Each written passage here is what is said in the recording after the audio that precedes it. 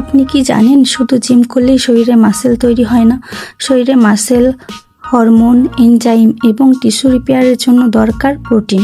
আজকের ভিডিওতে জানবেন 5টি সহজ ও পুষ্টিকর প্রোটিন সোর্স আর প্রতিটিতে কতটা প্রোটিন ও ক্যালোরিজ থাকে। চলুন শুরু করি। নমস্কার বন্ধুরা, পুষ্টি ও ফিটনেস চ্যানেলে আপনাদের জানাই স্বাগত। 1. ডিম। একটি বড় সেদ্ধ ডিমে থাকে প্রায় 6 থেকে 7 গ্রাম প্রোটিন এবং 70 থেকে 80 ক্যালোরিজ। ডিমে থাকা হাই কোয়ালিটি প্রোটিনে শরীরের প্রয়োজনীয় এসেন্সিয়াল অ্যামিনো অ্যাসিড থাকে, যা মাসেল রিপেয়ার ও মেনটেন্সে সাহায্য করে। সেদ্ধ ডিম সহজ, সস্তা এবং দৈনন্দিন খাবার যোগ করা খুব সহজ। 2. মাছ। প্রায় 100 গ্রাম রান্না করা মাছ থেকে সাধারণত পাওয়া যায় 20 থেকে 25 গ্রাম প্রোটিন এবং মাছের ধরন ও রান্নার উপর নির্ভর করে প্রায় 120 থেকে 200 ক্যালোরিজ। মাছ শুধু প্রোটিনের উৎস নয়, কিছু মাছে ওমেগা 3 ফ্যাটি অ্যাসিডও থাকে, যা শরীরের জন্য অত্যন্ত গুরুত্বপূর্ণ। তবে অতিরিক্ত তেলে ভাজা মাছে ক্যালোরিজ অনেক বেড়ে যেতে পারে। 3. মুরগির মাংস।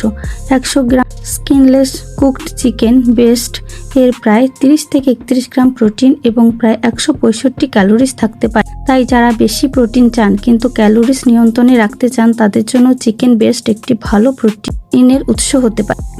সেদ্ধ বা কম তেলে রান্না করা ভালো। 4. দুধ ও দই। 250 ml কম চর্বিযুক্ত দুধে প্রায় 8 গ্রাম প্রোটিন এবং প্রায় 100 থেকে 120 ক্যালোরিজ থাকতে পারে। আর 100 গ্রাম প্লেন গ্রিক ইয়োগার্টে প্রায় 8 থেকে 10 গ্রাম বা তার বেশি প্রোটিন থাকতে পারে। ব্র্যান্ড ও প্রিপারেশন অনুযায়ী দুধ ও দইতে প্রোটিনের পাশাপাশি ক্যালসিয়াম থাকে, যা হাড়ের স্বাস্থ্যের জন্য গুরুত্বপূর্ণ। ডাল। 100 গ্রাম রান্না করা ডালে সাধারণত প্রায় 7 থেকে 9 গ্রাম প্রোটিন এবং প্রায় 110 থেকে 130 ক্যালোরিজ থাকে।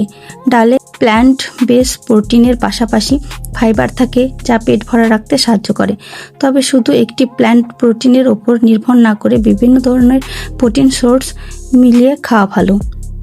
তাহলে আজকের 5টি প্রোটিন সোর্স হলো ডিম, মাছ, মুরগি, দুধ বা দই এবং ডাল। মনে রাখবেন, শুধু বেশি প্রোটিন খেলেই হবে না। আপনার বয়স, শরীরের ওজন, ফিজিক্যাল অ্যাক্টিভিটি এবং ফিটনেস গোলস অনুযায়ী প্রোটিনের প্রয়োজন আলাদা হতে পারে। আর ক্যালোরিজ ও রান্নার পদ্ধতি, প্রোটিন সাইজ এবং খাবারের ধরন অনুযায়ী পরিবর্তন হয়।